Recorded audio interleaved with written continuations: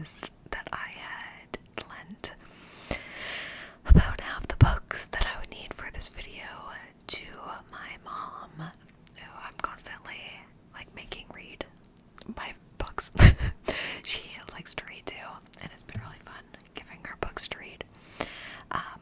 So yeah, I couldn't do it then, and then I was moving. We thought we were moving, and then it's just been crazy. But now I'm finally settled with my new shelves, and we can do this video. So pulling books for this video today was actually a lot tougher than I thought it was going to be. One, because there are so many genres and like subgenres, I wasn't sure how I wanted to do that. So I've done YA fantasy, adult fantasy, sci-fi, romance, dark romance, YA, like thriller mystery, and then adult thriller mystery. But there are so many like other subgenres that I could have gone into, but I didn't want to make this video too long. And also, I just love so many books. So take this video with a grain of salt. You know, like tomorrow a different book could be my favorite book in that genre. It was hard to pick. So let's just get into it. So first, let's start with YA fantasy. So this, I think, was the most recent book that I read out of all of these. I read this just in October, actually.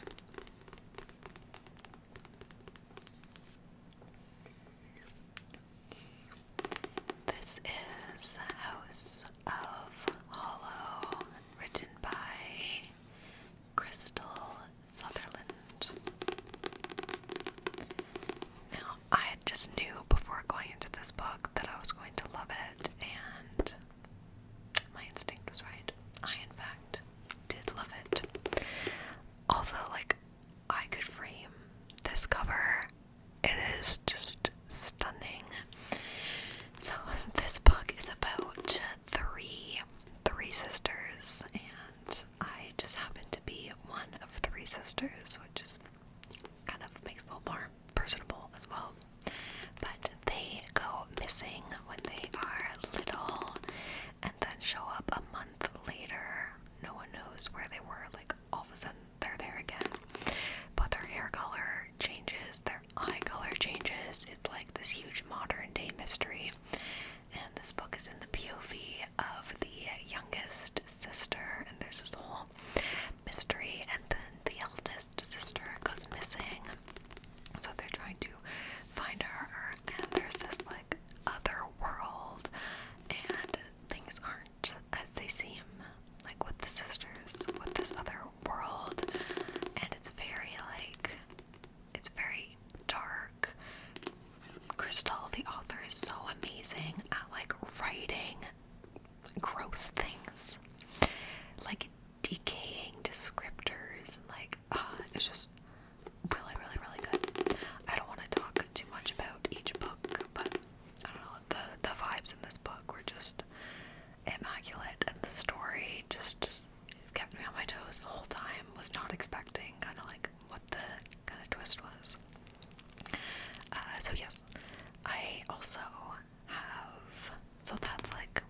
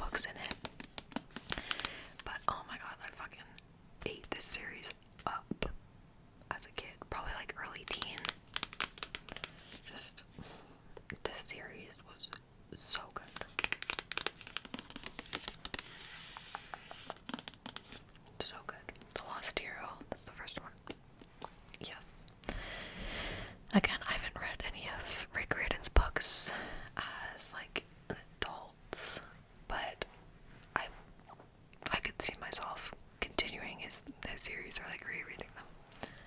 Okay, so now let's move on to adult fantasy. So the main one that I picked out, it's not even like full on fantasy, but I had to include it because it's my favorite ever, and this will come as no surprise. This was in my would reread book series book video. The Invisible Life of Addie LaRue by V.E. Schwab. I have this hardcover illustrated special edition. I wanted to show you both. This is the normal paperback, which is also gorgeous. Like, I'm seriously considering getting a tattoo of this book. Not like actually of the book, but like maybe of this. This is actually, it's like a constellation, but they're the freckles on Addie's face, which is so cute. So yeah, this is a fantasy. Is it called a literary fantasy? I don't know. But it's Addie makes a deal with the devil, and it is just so beautifully written. Like, this book literally has everything. Like, it has fantasy, it has beautiful, amazing writing, beautiful prose, it has romance, it has like different timelines, which work really well in this book. I don't always like when they jump around, but this does it like perfectly. And this book is my heart. It is. Like, I will name my child Addie if I don't want kids, but if I ever did and it was a girl, I would probably name her Adeline. Addie. So yeah. So yeah, she makes a deal with the devil for freedom, but things go wrong, and she ends up basically being immortal, and no one can remember her. So she lives this very lonely life for hundreds of years, until she meets a boy who remembers her. Yeah. And this is so silly and sad, but I have so many like full adult high fantasy books that I have not read yet, and I want to like slap myself upside the head for not getting to them soon enough. I feel like this last year I've read more like a YA fantasy than I have adult, so there's so many on my shelf for adult that I can just like, I just know what will be on my favorite list, but I can't put them in this video, so that's why I put The Invisible Life of Addie LaRue as the adult favorite. But just a little runner-up. I say A Court of Thorns and Roses only because this was the very first adult fantasy book and series that I ever read. The first book with smut that I ever read, like legit, like 3 years ago now. And so for that reason, like, this book changed a lot for me. It kind of set me off on this reading journey that I am still currently on. So it does hold a special place in my heart for those reasons. So yeah, I think this will always be a fave. Like, I read this before it blew up on Book Talk, before I was in the book community.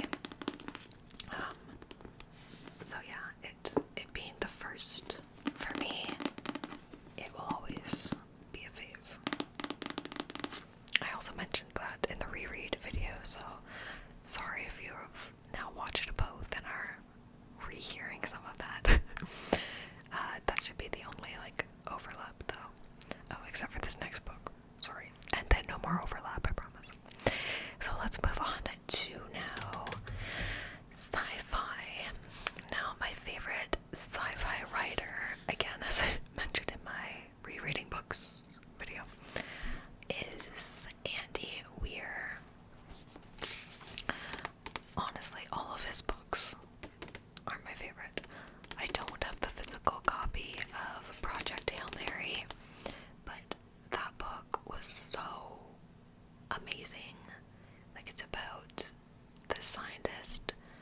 is in space trying to save the world, and then he meets an alien and like befriends an alien. Like, it sounds kind of silly, but it's not. The way it's written is so like I honestly want to say like realistic. It's just so well done. Like, it's amazing. But that's not this book. That one is also my favorite, along with this one, Artemis. It takes place on Mars, where humans have set up a base and now have basically a colony on Mars, and there are some rebellions and shit goes down, and I don't remember all of it because I read this like when it came out like 7 or 8 years ago. But yeah, just the way Andy Weir writes, like, he's so smart, so intelligent in his writing, but makes it easy to read and easy to understand. And the stories are so good. All of his books are standalones. Okay, let's move on to romance. So, my favorite romance book, I'm gonna have to say series of all time. I'm not the biggest romance girly, but this series has my heart. A lot of books do, but this probably, I love the series because it's not just romance, it's drama, it's toxic, it is so many things, and you might have guessed. Magnolia freaking Parks. I love everything about this series from the first one. I was absolutely hooked. I love, like, rich people drama. That is essentially what this is. And like romance drama, it is very like toxic. Like, there's a lot of cheating in these books. That is literally my number one will not stand for in real life. Like, absolutely fucking not. And usually if there's like a cheating trope in a book, I will not like that. But the way it is done in these books is so different, and it really does, like, I don't want to say necessary to the story, but like, I don't know, it's hard to explain if you haven't read it, but I think it works for this series. So yeah, I'm saying this whole series, Magnolia Parks / Daisy Hates.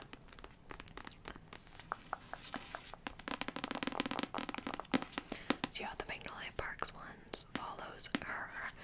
She is a socialite, basically, in London, very rich, and her kind of on again, off again was boyfriend BJ Ballantyne. They have a very toxic relationship, and Magnolia is just like, she's so funny. Like, these books truly do have everything. I actually might want to reread these one day. I don't know. But if I had to pick one of the books in the series to be my favorite, it would be, I have the special edition of the final Magnolia Parks book, Into the Dark. Look at this edition. It's gorgeous. Yeah, this is the final Magnolia one. I think there's gonna be at least one more Daisy Hates one, I would assume. These are written by Jessa Hastings, by the way. She's drunky. But yeah, this book made me laugh. This book made me bawl my freaking eyes out. Anyways, I loved it.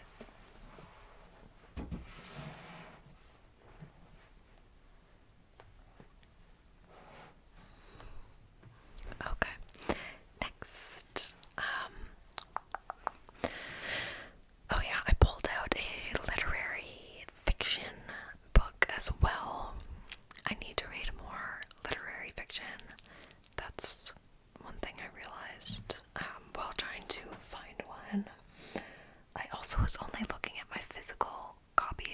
should have looked back through my Goodreads and my Kindle to see if there was one that I had read on there that was my favorite, because I feel like there is a more recent one that I've read that I loved.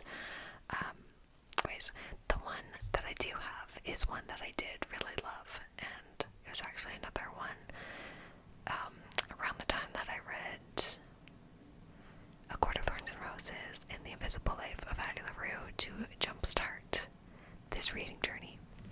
Okay, so this book I actually have not read, so this is not the book. I actually did read the book that I'm going to be talking about on my Kindle, and I would like the physical copy, but I don't have it. So the book that I am talking about is The Seven Husbands of Evelyn Hugo, and it is written by Taylor Jenkins Reid. And yeah, it's the only one of hers that I've read so far. But again, I loved her writing, beautiful writing. It's about a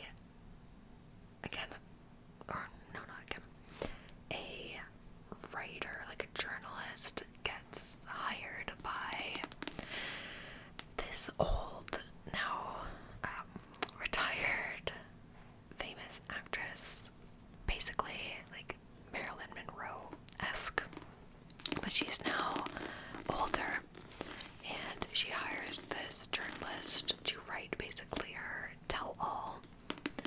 And so the book is basically this actress spilling all her secrets. The Seven Husbands of Evelyn Hugo. What is going on with this piece? Explaining, that's not curled, explaining her 7 husbands and, you know, why she had 7 husbands, and just basically her life story, and it was so good. Like, I ate it up. The ending, or not even really the ending, but kind of the twist, I actually wasn't expecting. I'm really good at not expecting twists, so I'm like the ideal reader. But I loved it. I really, really loved it. And it was just, yeah, just a kind of, I don't know if I should say feel good, but a little heart-wrenching, touching story that kept me hooked. Okay. And next, let's move to dark romance. I have not read that many dark romance books, but this duology, does that give you a hint, was actually the first dark romance that I read, and remains to be my favorite. This duet definitely has some controversy, but honestly, I loved it. I ate it up. And that is, oh my god, they're so heavy.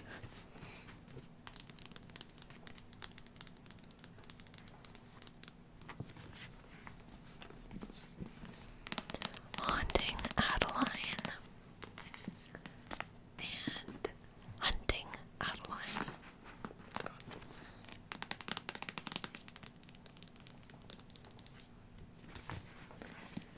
If you are thinking about reading these, definitely make sure to check the trigger warnings. They are at the front of both of the books, so you kind of have to read them as you're getting in there, which is good, because they are, especially the second one, extremely dark. The first one has to do with, oh yeah, also Adeline. Clearly I love the name Adeline.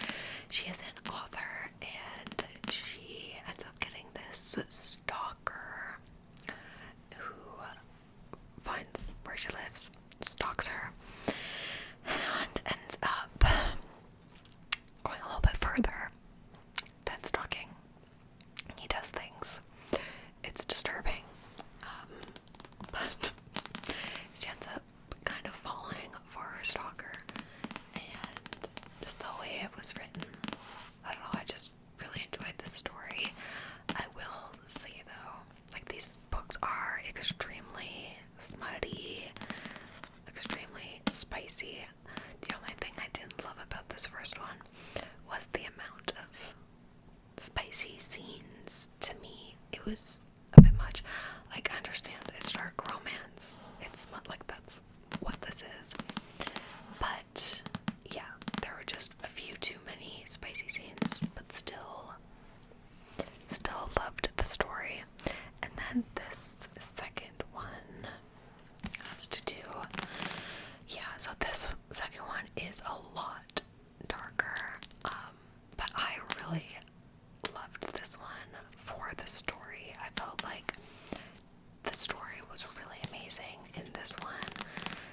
It was also disturbing. It deals with human trafficking, and very disturbing scenes in this one.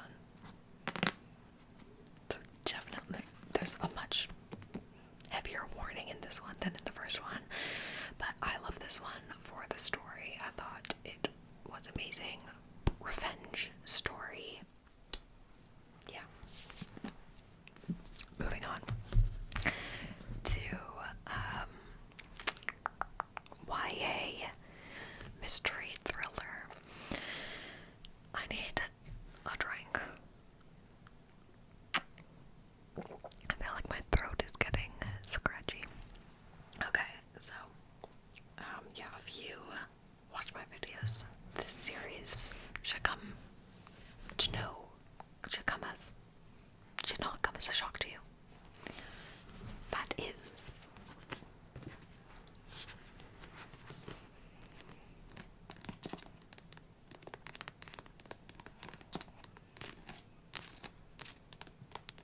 my favorite YA mystery series, A Good Girl's Guide to Murder. It is a trilogy with a little novella as well that I would recommend reading last. I think it was the perfect way to sum up the whole series, and there were little Easter eggs in it as well. So, I just love the series so much. I also really loved the Naturals series, so that is a close second. But something about this series, I don't know, it did it for me.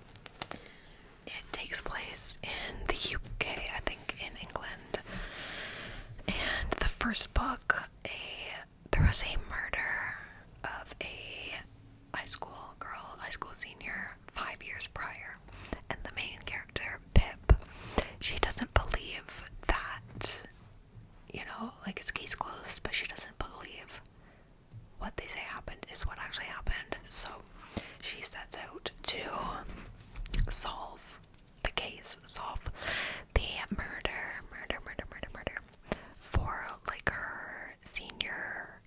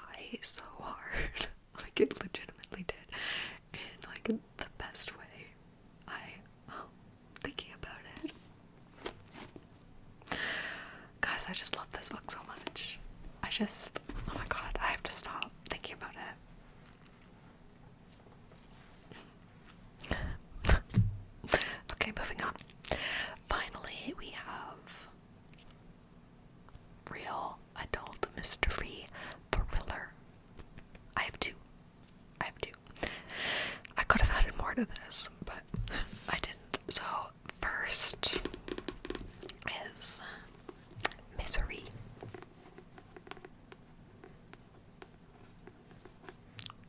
A novel by Stephen King. So this is my favorite of his that I have read so far. This is a movie from, I think, the 80s. I don't remember exactly, but I had watched the movie multiple times before I ever read the book. And then I read the book probably 5 or 6 years ago now. And even though I had seen the movie multiple times, I loved the book. Like, it was just different enough. And this one scene that was not in the movie, but this one scene, if you know, you know, or yeah, this one scene, if you've read it, you know, with a rat. Yeah. Still think about it every once in a while. But this book has to do with a well-known author who is driving up to like his cabin in the middle of winter, gets in a car crash. He ends up being rescued by this woman and taken in by her, and she just so happens to be his biggest fan, and she ends up not wanting to let him go, and it goes from there. That's pretty good. Okay. Alright, my loves, last book I have, just quickly, is Then She Was Gone by Lisa Jewell. I think this was the first Lisa Jewell book that I read.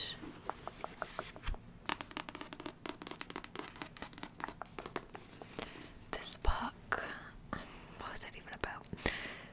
A young teen girl goes missing, and her family is trying to find her, but we know where she is, so it's going back and forth between her family and her, where she is, what she's going through, and it is very disturbing, a very sad book. There's a theme here, like books that have like made me cry one way or another seem to be like my favorites, which is really ironic because if I know a book is really sad, like on Book Talk, when a girl's like, this book will tear you apart, like it ripped my heart out, and you know, all this, I'm like, no thanks. Like, I do not want to read it. If I know a book is like that, I will not read it. But all of these books that kind of have made me cry, really touched me, are my favorites. So, I don't know. But yeah, excellent book. The twists, just the whole premise of it, very good, but kind of trigger warning, for this one as well. It is sad. I feel like I remember most of this book too, and I read it years ago. So yeah, that is going to be it from me today, guys. And again, I'm like, I love so many books. This is not even close to the number of books that I love or will love in the future. So let me know if you have read any of these, what your favorite books are. Let me know if you agree or disagree with me on any of these. Remember, like, these are all my opinions. If you love or hate these